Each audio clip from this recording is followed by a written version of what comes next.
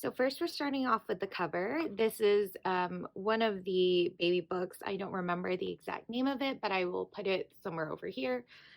And this binding is just like it it feels just like a typical binder material. It has a little bit of grip to it, so to help make it last, it's really not the most durable thing, but I think it's still really nice. Um, Also, I'll get into more features about this once we get further into the book, but here we go. So it has this metal binding right here. This is actually, I like this binding in a way because it makes it easy to flip through the pages, and the pages are all of really nice quality. But I kind of wish they had some sort of option where you could change this a little bit easier. I'm sure that if you put a little bit more effort, um, you could always change this. I personally have had added a few more pages. It's really not that hard if you have a hole punch or if you have anything similar to that, because these bindings are really small, but the spiral binding can be taken apart. So it starts off with this little introductory page that you can always tear out. It even says right here, this page is easily removed from your keepsake. And then it says, this is the story of, and then you can put a photo here and the name. And then there's a lot of pictures throughout the books. So most of the pictures I chose for the book were about 4 by 4 inches or 3 by 3 inches, and I felt like that pretty much did the job. You could also use Polaroids. It doesn't have to fill up this whole space. You can obviously do with it as you want, but those are the sizes that I typically used. There's a letter for you before we met you, the arrival, dates and information, footprints, tracing of hands. This is probably something that you could actually bring to the hospital with you, and the hospital will put the footprints here, and then, or the birthing center or wherever you give birth to your baby. You can put those footprints here. Sometimes they will do that for you. And then you can also do the tracing of hands at that time. There's the birth announcement and the hospital bracelet. I'm pretty sure they just put this here because that is what is standard for most places, but obviously you don't have to have a hospital bracelet if you don't want one. You could always cover this up with a picture or a sticker or something. There's a picture of the house, some information of different items of the year that the baby was born, and then it goes into the monthly pages. And it just says, we'll never forget, you love, you can, you don't like. It's not too tedious. And I'm also going to show you another one that I'm doing for my niece that is partially filled out so that you can see the difference with the pages. I know these look really busy, but once you put a picture there, you really can't tell. And then there's a page of a few of your favorite things. If there was anything that you really felt that was significant, you could always put it here. As always, these are so small that you can always change these with either whiteout or um, stickers or cutouts or anything. I did that with one of my nieces. There's a family tree. And then these are things that I really like this first section because it talks about, or it gives you options for things that you may not think of recording. So there is first bath, first smile, car ride, doctor visit, tooth, big trip, sitting up, crawling, standing, walking, waving, laughing, haircut, your first word, and when you started talking, and then a picture. You could always put pictures of different holidays. For one of my niece's first years, her father was deployed, so we didn't really have a lot of these first, so we replaced it with different things. And obviously, as you can see, these little icons are so small that it's so easy to cover with a picture. It really, you don't have to put a holiday. And then there's your first scribble. I would probably take this page out. This is one of the pages that I wish you could take out easily, because if I gave a child a Crayola or a pen or something, they could probably mark all over here as well, and maybe even some of the pictures. And then they have like your first birthday, your second birthday, all the way up until you go to school.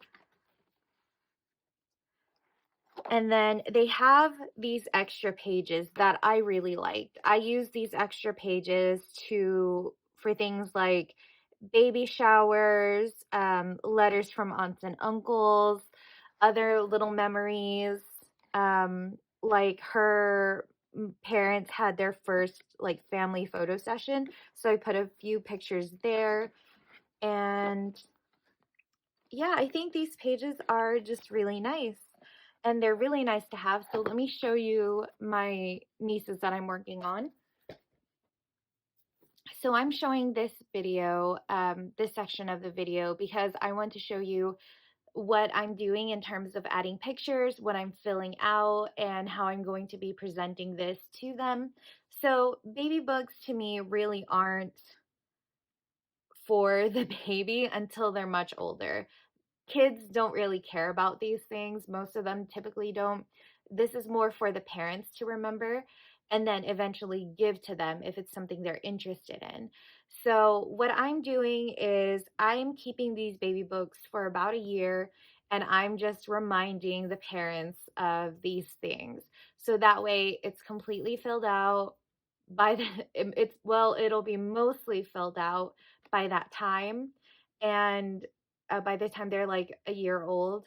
And that way they don't have to work as hard for this book, because I know it's already very difficult as a parent to keep track and remember to do some of these things. But because I'm an aunt, I figured it's a lot easier for me to take that responsibility on myself. So this is my nieces. This is one of the ones that I have been working on, and this is a picture of her from their family photo session. We decided this year, since we haven't seen anybody due to COVID, that we would invest in updating everybody's family portraits, so at least the kids and each of the parents have really good photos of themselves while they're little. So this one is my niece, and this photo is from Artifact Uprising. All of these corner tabs to hold the photos are from Hobby Lobby. I just decided to keep them very clear and minimalist. And then this is one of the pictures that I was talking about, where it's about 3 by 3 inches. I'm leaving this a letter to you before we met you page empty. I figure the parents can either write there, or if they want me to write something, I could always do that. Otherwise, I'm just leaving it empty. Then there's the birth information. This picture I actually ordered in the wrong size, so I was seeing if I would like it this size. I think I would actually like something bigger, but I'm playing around with that.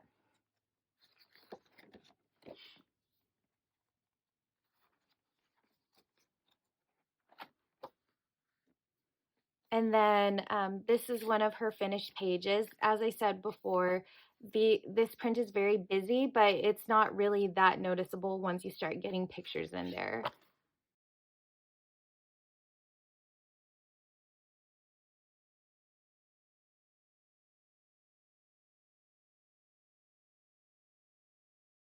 And for this one, we are deciding for her that we would start writing down her favorite things when she becomes a year old, because she would definitely have more preferences around that time, and it would be easier just to get all of this done at one time, the 12 months and this page.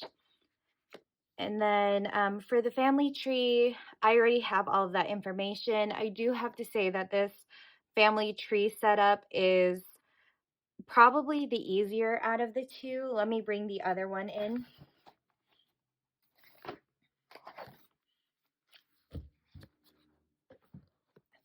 So the way this family tree is kind of set up is it's basically supposed to be like the parents are right here, are in the biggest boxes, and then everybody else is spread throughout. But it looks honestly, once it's filled out, it's a little bit weird. So I put like maternal grandparents, paternal grandparents, and all of that information. And then with one of my nieces, I used one of those spare pages to fill out the rest of the family tree and to actually give a better understanding of it. Mostly for the family tree, what we were looking for was if their names had anything like for example, this niece, her name comes from her grandmother, so I wanted to note that in here.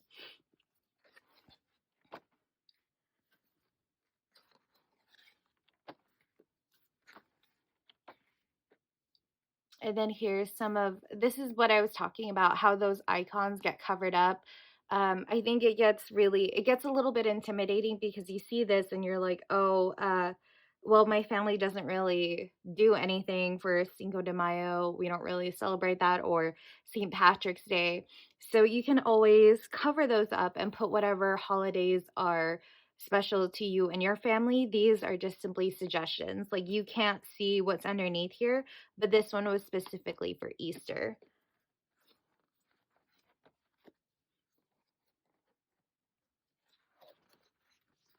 And let me compare these pages. These first birthday pages, the rest of the birthdays are pages are basically the same layout, just with a different color background. Like here's that one versus this one.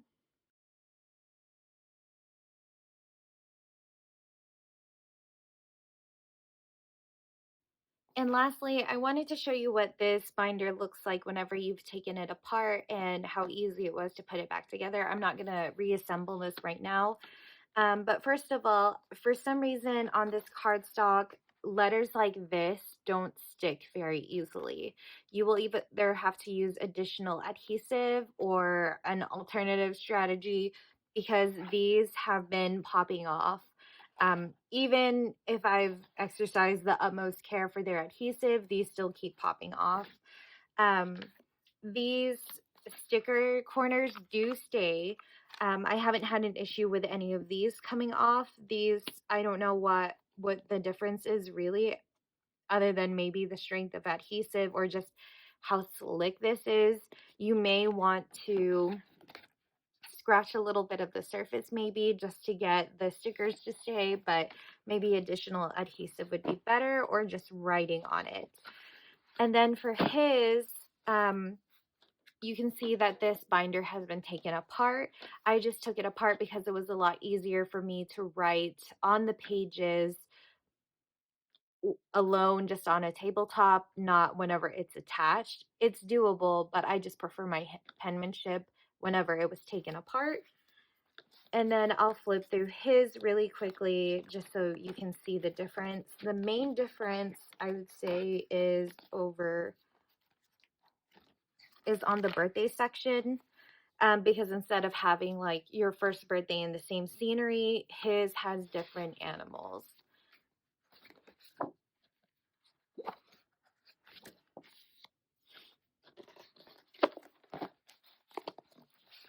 Okay, so where I print out most of my pictures are printed out from Artifact Uprising. I like them because the pictures feel a little bit like paper. The pictures, let me see if I can show you that. But the pictures are printed out on cardstock, so to me, it looks a little bit more cohesive. And they also provided square prints. I didn't have to do anything special for these to come out square. They just came out like that. And then they also had the 4x4 and the 3x3. I like that size. And I liked how it looks on here. Otherwise, all the rest of the decorations and hole punches and stuff either came from Amazon or they came from Hobby Lobby. I am just trying to stick to the bare minimum because there can be a lot on this, but I think this is a great present to give if you are like an aunt or an uncle, especially because parents are so busy. I just think this is a really nice present.